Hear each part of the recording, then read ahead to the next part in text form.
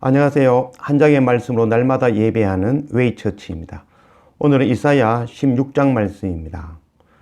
이사야를 읽다 보면 로마서의 그 사도 바울의 그 관점과 비슷한 관점을 발견하게 됩니다.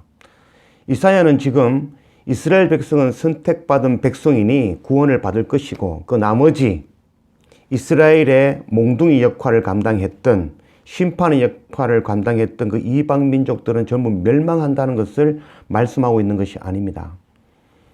이스라엘 백성들을 먼저 택하여 세우시고 그 이스라엘 백성들을 통하여 열방의 민족들을 하나님께 인도하는 것, 이것이 바로 하나님의 목적입니다.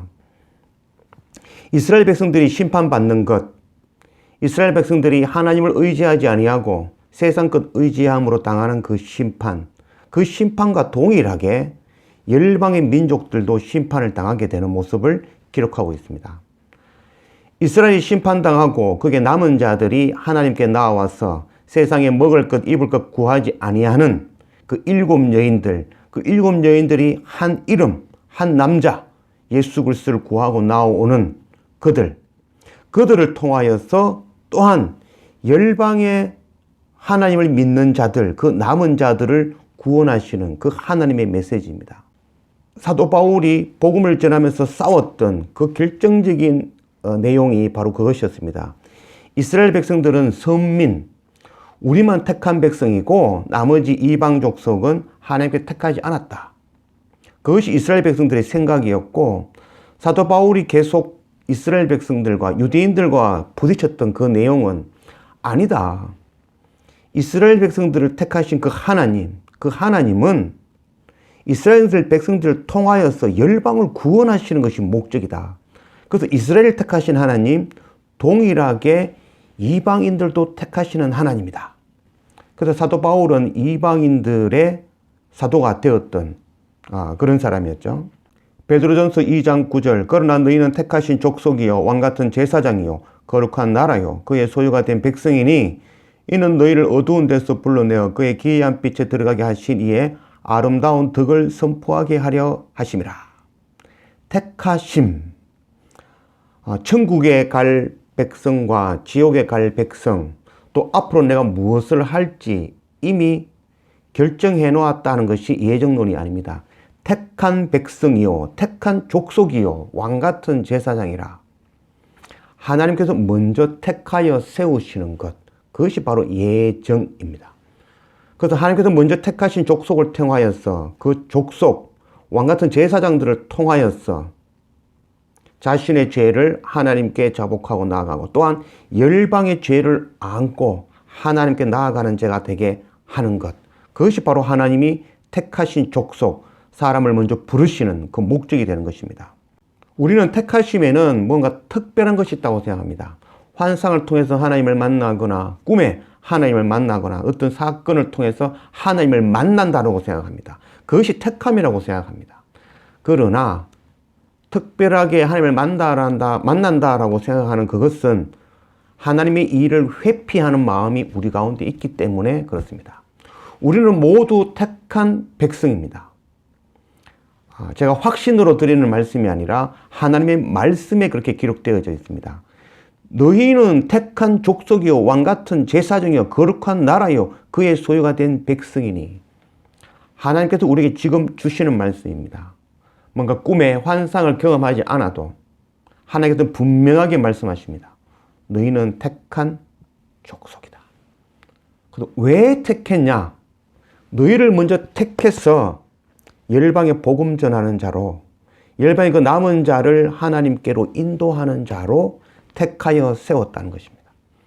제사장은 자신의 죄를 사하는 자가 아닙니다. 제사장은 자신의 죄를 사함과 함께 백성의 죄를 안고 눈물로 하나님께 나아가는 자가 바로 제사장입니다. 왕은 떵떵거리며 군림하는 자가 아니라 왕은 섬기는 자입니다. 백성을 섬기는 자가 바로 왕인 것입니다. 부르심에는 예외가 없습니다. 아브라함을 택하신 하나님, 그러나 하나님께서는 아브라함을 택한 것이 아니라 하나님께서는 세상 모든 사람을 택하여 말씀하셨는데 그 본토 아비의 집을 고향을 떠나 내가 명령하는 그곳으로, 알지 못하는 그곳으로 가라라고 누구에게나 말을 했지만 그 중에 그 말씀을 듣고 하나님의 말씀을 듣고 본토 아비집을 떠나 하나님께서 가라 하신 곳, 알지 못하는 그곳으로 낯선 사람이 아브라함인 것입니다. 부르심에는 예외가 없습니다. 부르심에 응답하는 자와 부르심에 거부하는 자가 있을 뿐입니다. 오늘 16장 말씀은 모압에게 다시 주시는 말씀입니다. 어제 우리 15장 말씀은 모압의 심판에 관계된 말씀이었고 오늘 16장 말씀은 모압을 부르시는 말씀입니다. 어제 그 심판을 통해서 모압에 내려진 그 심판을 통해서 남은 자들, 그 남은 자들을 다시 부르시는 하나님의 말씀입니다. 1절 너희는 이 땅 통치자에게 어린 양을 들이되 셀라에서부터 광야를 지나 딸 시온산으로 보낼지니라. 너희는 이 땅 통치자에게, 이 땅의 통치자는 누굽니까? 하나님이시죠. 지금 이 시간 이 땅을 통치하시는 분은 하나님이십니다. 아멘. 하나님의 나라는 죽어서 가는 그 천국, 그곳도 하나님의 나라지만 하나님의 나라는 하나님의 통치가 있는 곳, 그곳이 바로 하나님의 나라입니다. 그래서 지금 이 땅, 하나님의 통치가 있는 이곳, 이곳이 바로 하나님의 나라입니다. 이 땅 통치자에게 어린 양들을 드리되, 어린 양을 드린다는 것은 제사를 드린다, 예배를 하라는 것이죠. 우리는 하나님께 지금 오늘 이 땅을 통치하시는 그 하나님께 예배하는 자들입니다. 셀라에서부터 광야를 지나 딸 시온산으로 보낼지어다. 시온산 곧 하나님의 성전으로 광야를 지나, 그래서 고난과 핍박을 통해서 세상에 입을 것, 세상에 먹을 것 구하지 아니하는 자가 되어 하나님께 예배하는 자로 거듭나여 세워져라는 것을 말씀하고 있는 것입니다. 이스라엘 백성을 사랑하시는 하나님은 모압도, 블레셋도, 바벨론도, 아수르도 모두 사랑하시는 하나님입니다. 그럼 왜 하나님께서는 가나안 땅, 가나안에 살고 있던 그 7 족속을 멸하셨을까요? 결론부터 말하면 가나안 족속을 멸한 것은 하나님이 아니라 가나안 7 족속 스스로의 죄의 결과가 심판으로 맞이한 것입니다. 이스라엘 백성들이 출애굽하여 가나안 땅에 들어와서 7 족속을 멸절시켰습니다.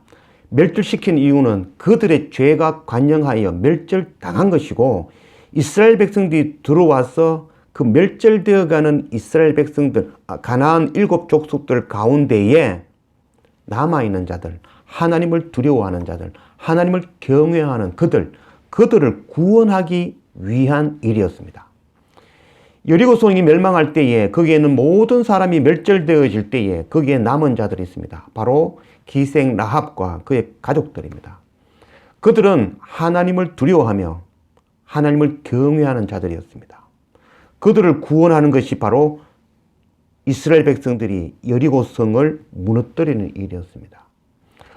또한 여리고성을 무너뜨리고 난 이후에 이스라엘의 그 가나안 땅에 거주하는 그 기브온 족속들이 여호수아 앞에 나아왔습니다. 비록 속이는 마음으로 여호수아 앞에 나와서 우리가 멀리에 속았습니다. 우리가 이스라엘 백성들의 종이 되어 섬기겠습니다. 살려주십시오. 여호수아는 알고 있지만 그들을 구원하여 주었습니다. 속았다라는 그런 의미로 본다면 우리는 날마다 하나님을, 예수 그리스도를 속이는 자들이죠. 만약에 하나님께서 우리가 속이는 그 속임을 속아주지 않는다면 우리는 다 심판받아 멸망하겠죠. 아버지로 자녀가 아버지, 어머니에게 거짓말하고 속이는 그것을 몰라서 속아주는 것일까요? 우리는 하나님께 날마다 거짓말하는 자들입니다. 하나님, 내가 이것만 해주면 내가 반드시 이 일을 하겠습니다. 우리는 또 하나님께 나와서 죄를 고백하고 회개하죠. 하나님, 다시는 은혜를 주시면 다시는 이런 죄를 범하지 아니하겠습니다. 그 거짓말 아닌가요? 조금 시간이 지나면 다시 그 동일한 죄 가운데 거하고 있는 우리의 모습을 발견하고 있지 않습니까? 우리는 날마다 거짓말하는 자들이죠. 우리가 하는 그 거짓말 하나님께서 속아주지 않으신다면 그것에 긍휼을 베풀어 주지 않으신다면 우리의 목숨은 100개가 있어도 부족할 것입니다. 가나안 족속을 하나님께서 멸망시키신 것이 아니라 가나안 족속의 죄에 의해서 멸망으로 나아간 것입니다.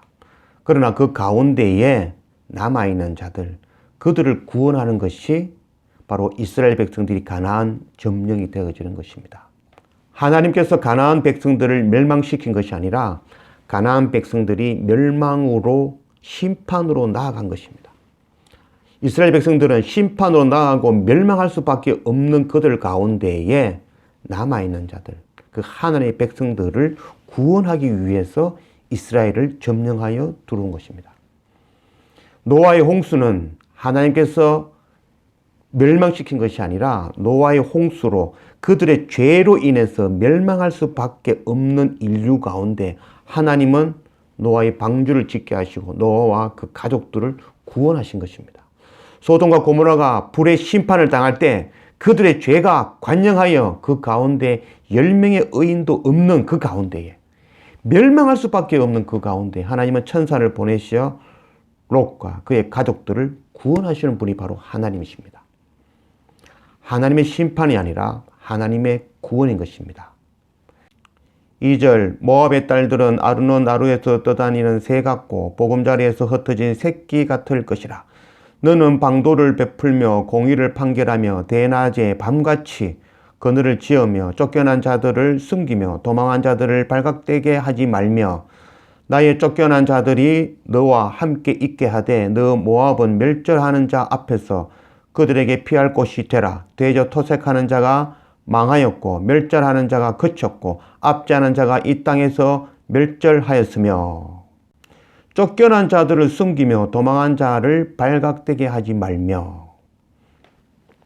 하나님께서는 심판을 말하셨던 그 하나님께서는 다시 모압을 부르고 있습니다. 그 부르고 있는 자들은 심판 가운데 고난 가운데에 세상에 먹을 것 입을 것 구하지 아니하는 자들, 세상을 고향이라 여기지 아니하는 자들, 그래서 나그네 된 그들, 그 가운데 모압 백성들을 부르시고 그 모압, 남은 모압 백성들에게 명령하시는 명령은 너희가 피할 자, 도망한 자들을 발각되게 하지 말고 그들에게 피할 곳이 되어주라.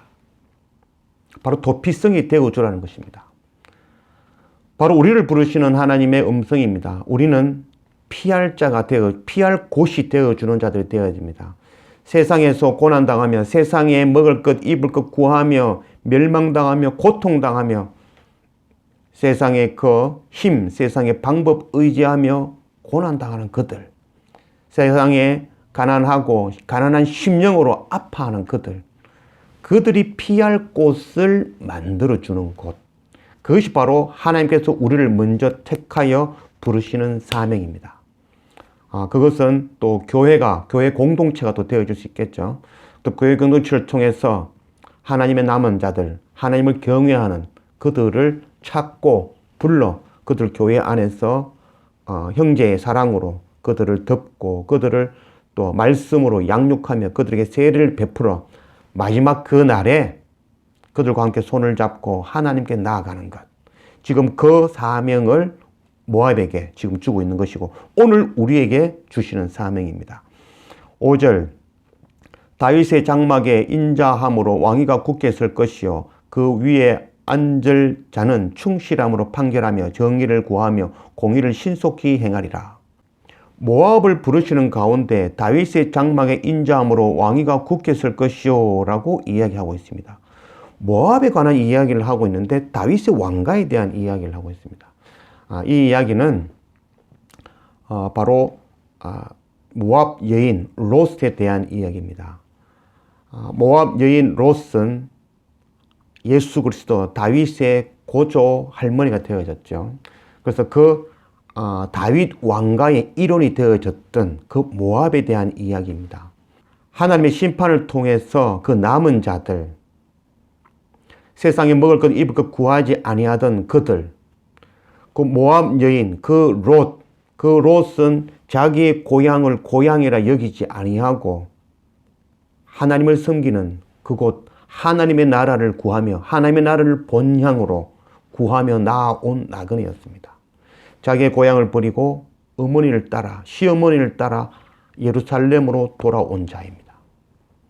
하나님께서는 그를 통하여서 다윗 왕가의 고조 할머니가 되어주는 은혜를 주신 것입니다. 마태복음 1장 5절 살몬은 라합에게서 보아스를 낳고 보아스는 룻에게서 오벳을 낳고 오벳은 이새를 낳고 이새는 다윗 왕을 낳으리라. 다윗은 우리아의 아내에게서 솔로몬을 낳고 예수 그리스도의 족보에는 모압도 이방도 에돔도 차별함이 없습니다. 우리 또한 그 바로 예수 그리스도의 그 족보에 오를 수 있는 자로 우리를 부르신 것입니다.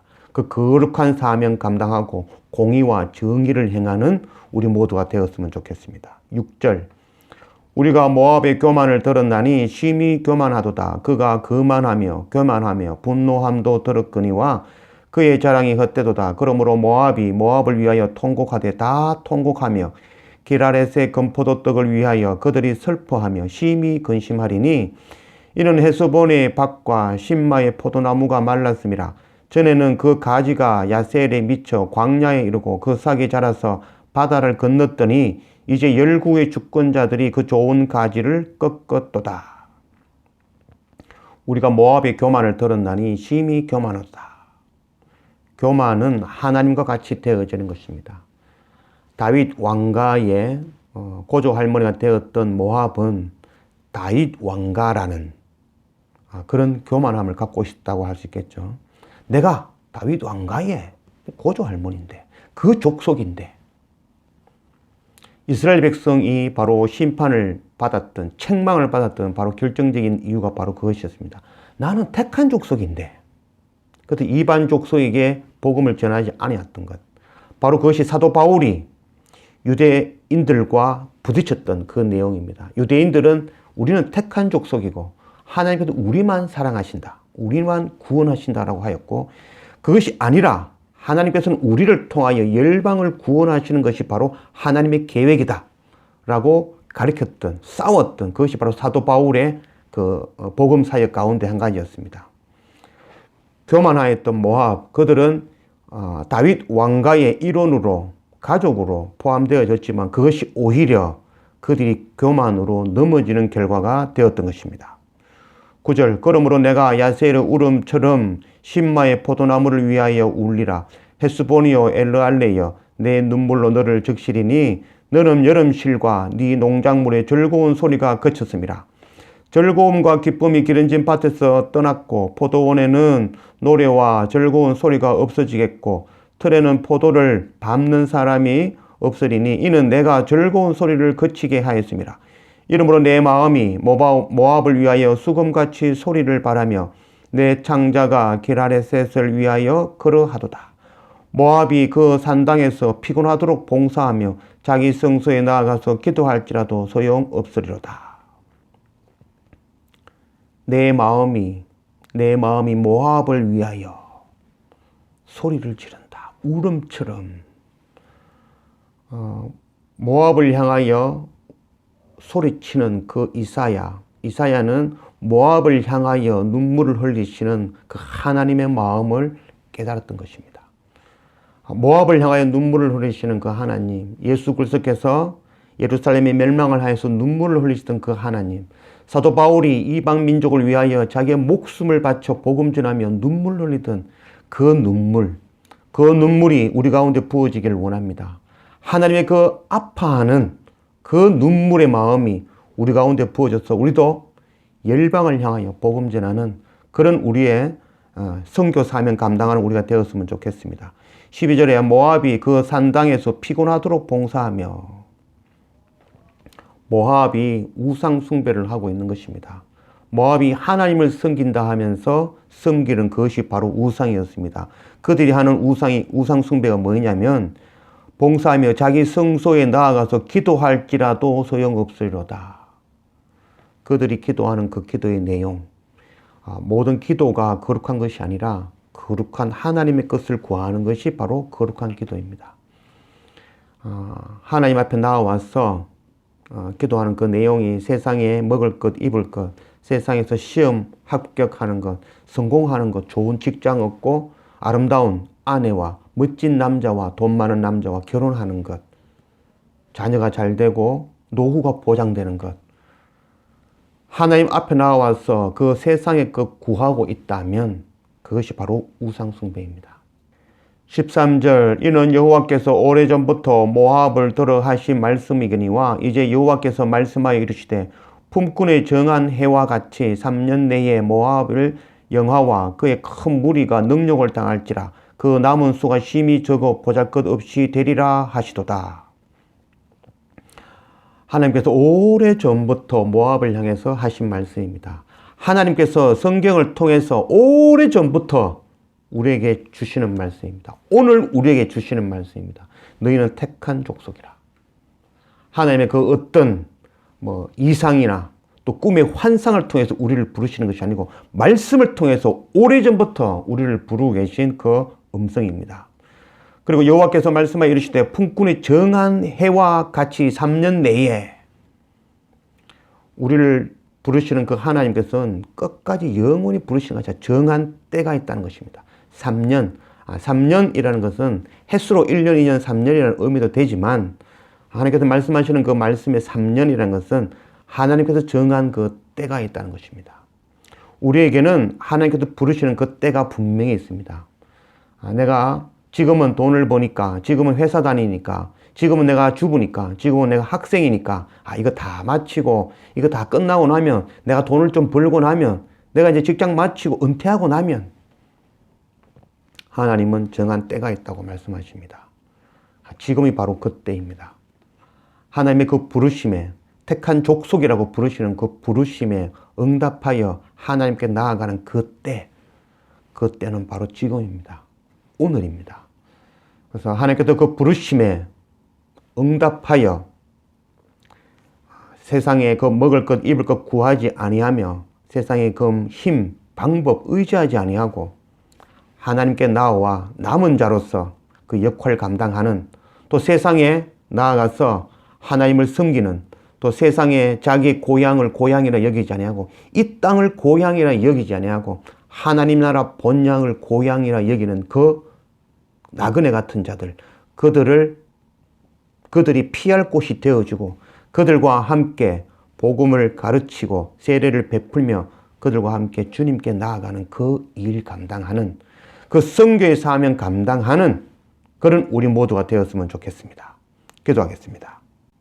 아버지 하나님 감사합니다. 오늘 이사야 16장 말씀으로 우리 가운데 오신 하나님 감사합니다. 하나님은 먼저 이스라엘 백성들을 택하셨고 그 택한 이스라엘 백성들을 통하여 열방을 구원하시는 것이 바로 하나님의 계획임을, 하나님의 목적임을 우리가 깨닫게 하신 하나님. 이제 그 하나님께서는 이방 나라 또한 오늘 나와 우리 모두를 하나님께서 택하여 세우셨다고 말씀하셨습니다. 예전부터 택하여 세우신 그 하나님의 택함을 깨달은 우리는 이제 세상에 먹을 것, 입을 것 구하지 아니하며 오직 하나님의 이름만 구하며 세상 의지하지 아니하며 하나님께 나아가 예배하는 자로 세워지는 그럼 우리 모두가 되도록 인도하여 주십시오.